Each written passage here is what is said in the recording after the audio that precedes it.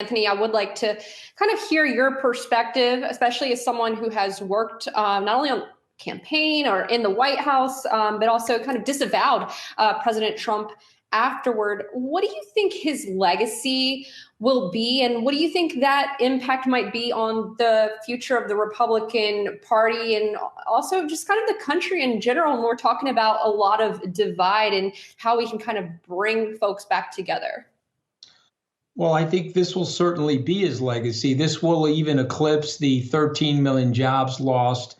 It'll eclipse the malpractice of the pandemic. I'm not trying to make light of the 430,000 people that died, which are unbelievably tragic, but you can't blame every single death on President Trump, but you can blame this on him.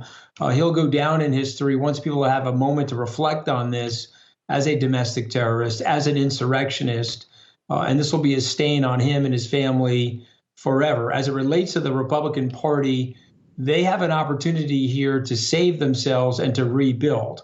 But the likely acquittal that will come will cause a further destruction of that party.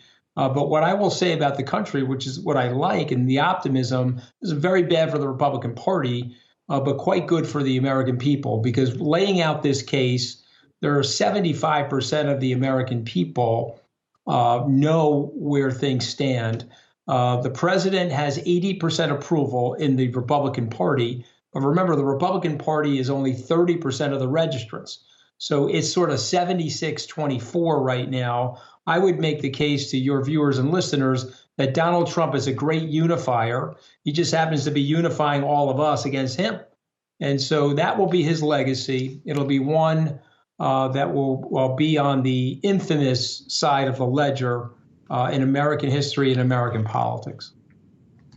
Hey, Anthony, it's Adam. It's great to see you. About 2 weeks ago, a reporter at another network was trying to get you with a gotcha question for working with the Trump administration. And you said, I made a mistake. And I'm curious, because it was so perfectly handled the way you did it. Why can't the Republicans like a Josh Hawley or a Ted Cruz say, look, this is a mistake? What holds them back from doing that?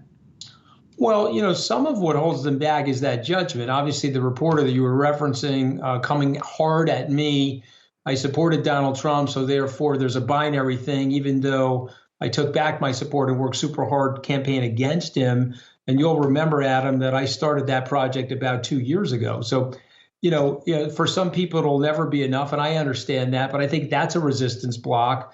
The other resistance block is these people love power more than they like their own principles or our Constitution. And so they've been told by their political consultants to stay the course. This is the right course. This is a way to get the base transferred over to you. The coward and traitor Josh Hawley and the coward and traitor Ted Cruz were told by the same political consultant, go up there and speak about this election and take seriously these fraudulent claims. And if you do that, you'll be in pole position to accept the baton of Trumpism. And of course, that backfired on these two cowards because it was a principleless and amoral decision that they were making. But that's where we are right now. These people, Adam, are more concerned about their positions of power and ruling than they are service and serving the public. And so the American people are on to them. And so the good news is that party, unless it reforms itself, it will split into two pieces and it will become a minority party for at least a generation.